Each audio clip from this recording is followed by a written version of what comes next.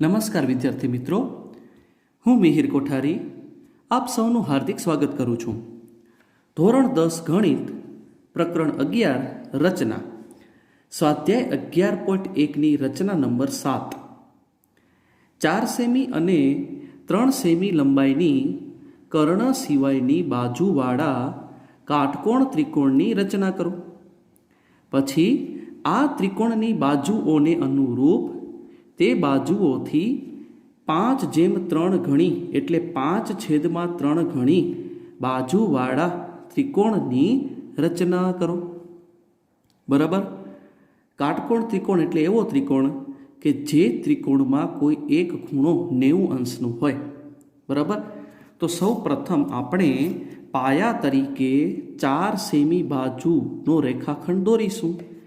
તો તે રેખાખંડ દોરવા માટે આપણે એક કિરણની રચના કરીશું. બરોબર.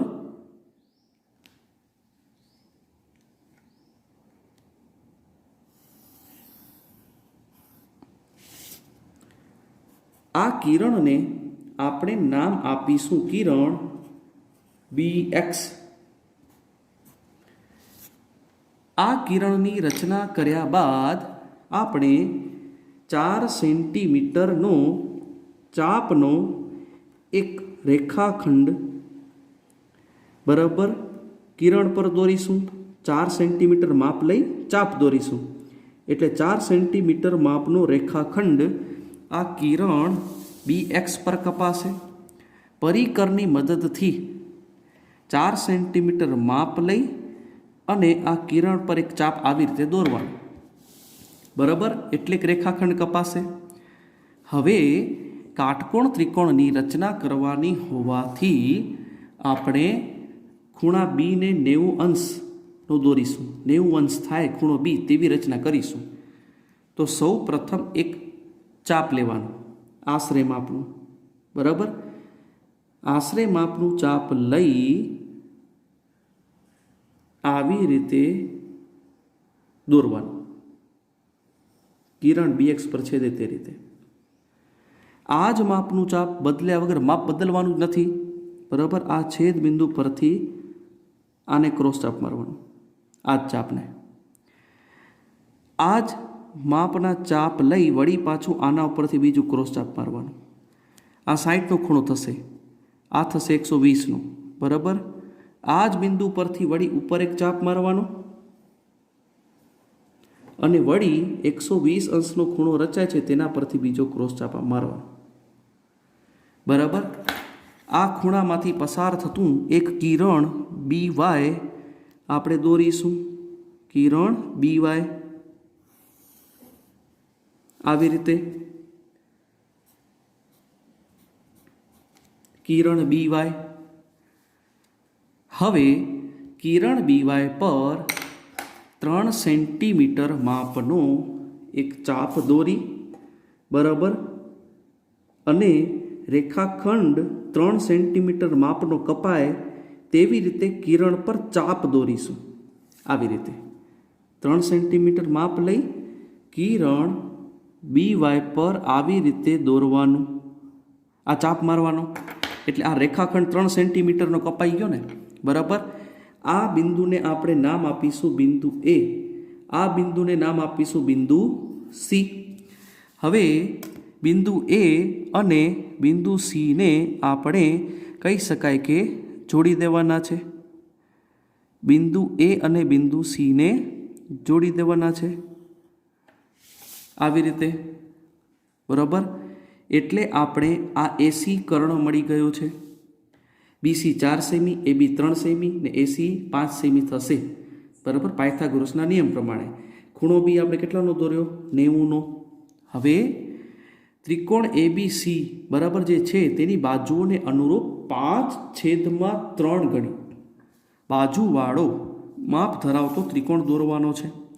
તો સૌ પ્રથમ કિરણ BXના નીચેના અર્ધતલમાં આપણે એક એવું બીજું કિરણ BX દોરીશું કે જેના પર આપણે કુલ 5 ચાપ દોરી શકીએ. બરાબર. કારણ ગુણોત્તર જોવાનો 5/3 સૌથી મોટો અંક કેટલો છે 5 તો આ કિરણ પર કુલ 5 ચાપ દોરવાના સમાન માપના ચાપ આવશે બરાબર તો આવી રીતે સેટ કરી પરિકરની મદદથી આશરે માપ લઈ બરાબર ને કુલ કિરણ BX ડેશ પર બરાબર 5 ચાપ દોરવાના 1 2 3 4 અને 5 આવી રીતે બરાબર 5 ચાપ દોર્યા બાદ બરાબર દરેક ચાપને આપણે નામ આપી દઈશું આને નામ આપવાનું B1 B2 B3 B4 અને B5 હવે છેદ જોવાનો છેદમાં 3 છે સમજો ખાસ હવે છેદ જોવાનો છેદમાં 3 અંક છે 3 છે બરાબર એટલે અહીં જે કાપો છે B3 3 નંબરનો છેદમાં 3 હોવાથી અહીં B3 ને આપણે C બિંદુ સાથે જોડી રેખાખંડ B3C રચીશું બરાબર આવી રીતે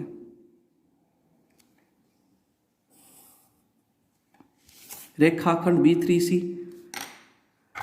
હવે છેદમાં 3 હોવાથી B3C રેખાખંડ દોર્યો એટલે બિંદુ B3 પરથી જે ચાપ દોર્યું છે તેના પરથી જ એક આપણે આશરે માપનો આવી રીતે ચાપ દોરી ખૂણો દોરવાનો છે B3 પરથી હવે અંશમાં 5 છે ને અંશમાં કેટલા છે 5 છે તો હવે B5 આવશે B4 નહીં આવે ભૂલ ન કરતા આની પહેલી રચનામાં પછીનો કે આગળનો આવતો હવે અલગ છે જુઓ ઉપર 5 છે તો જે માપ આપણે B3 પરથી આમ લીધું એને માપનો ચાપ આપણે B5 પરથી બરાબર કેના પરથી B5 પરથી એકદમ પરફેક્ટ રીતે આવે તે રીતે આમ દોરવાનો છે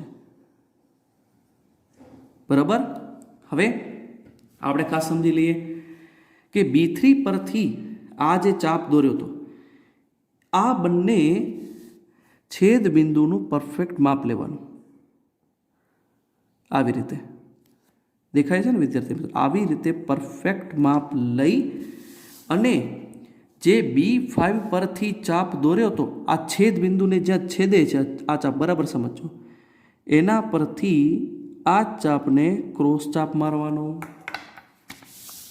બરાબર હવે B5 માંથી આ ખૂણાને બરાબર આ ખૂણાને એકદમ વિભાજિત કરે તેવી રીતે પસાર થાય તેવો એક રેખાખંડ બરાબર કિરણ BX પર દોરવાનો જેને આપણે નામ આપશું આ છેદ બિંદુને બિંદુ D બરાબર હવે આપણે શરૂઆત કયા બિંદુથી કરી હતી B3 3 હતું B3 થી તો વળી પાછું B3 પરથી જે રેખાખંડ દોર્યો રેખાખંડ BC તેના ઉપરથી વળી એક આપણે આશરે માપનું એક ચાપ લેવાનું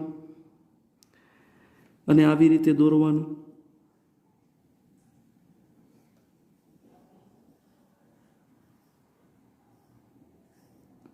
બરાબર આ જ માપનું ચાપ બિંદુ D પરથી દોરવાનું હવે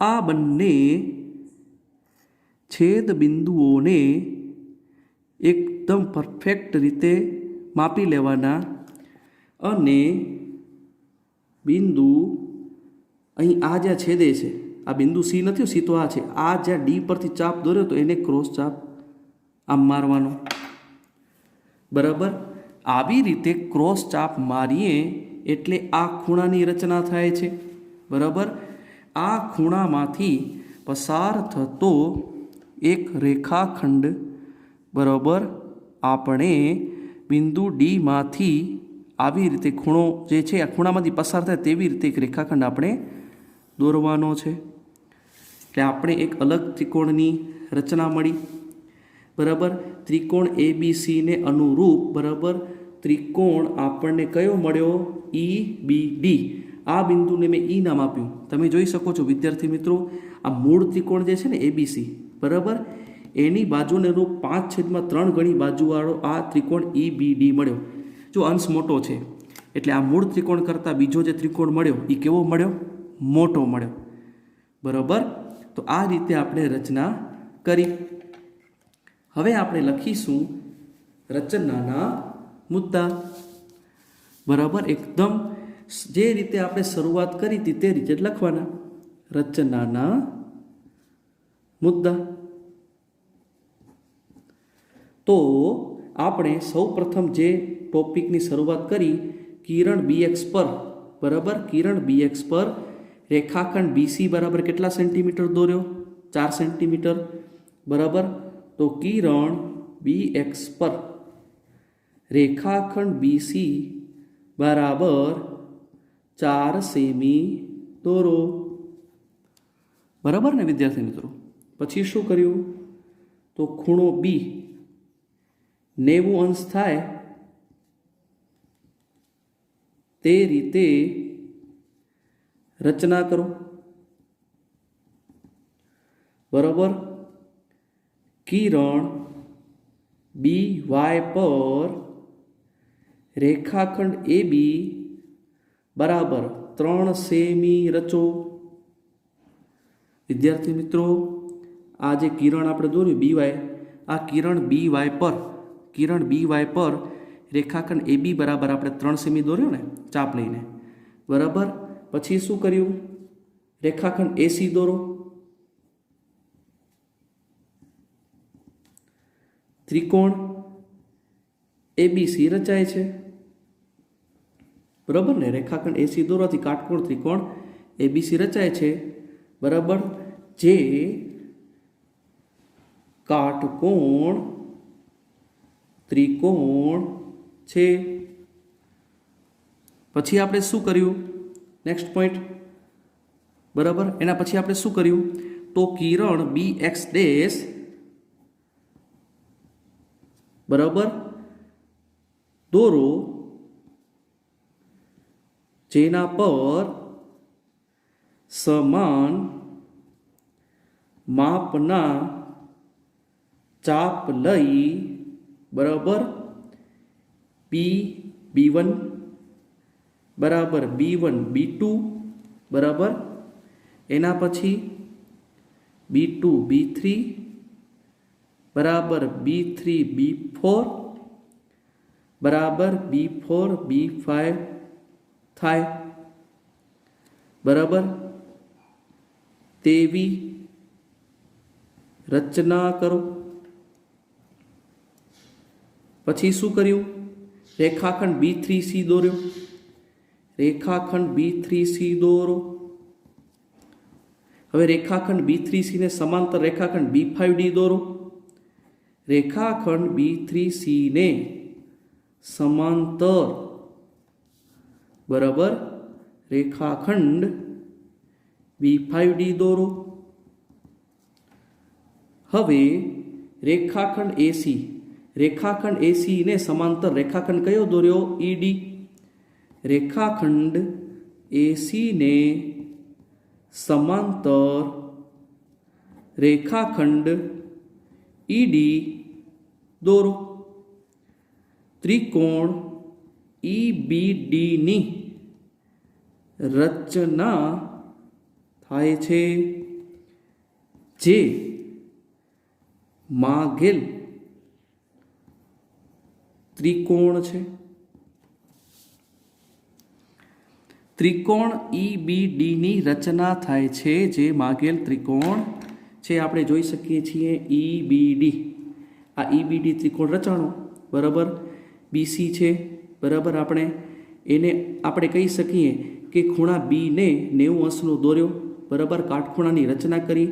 બરાબર. એના પછી કિરણ BX ડેશ પર આવી રીતે B1 B2 B3 B4 B5 બરાબર સમાન ચાપ લઈ અને B3C ને આપણે દોરી અને તેને સમાંતર B5D રેખાખંડ દોર્યો અને રેખાખંડ AC ને સમાંતર રેખાખંડ ED દોર્યો. એટલે ત્રિકોણ EBD એ ત્રિકોણ ABC ની બાજુઓને અનુરૂપ 5/3 ગણી બાજુવાળો ત્રિકોણ છે. આ રચનાની વિદ્યાર્થી મિત્રો પ્રેક્ટિસ કરજો. Take care. જય હિન્દ.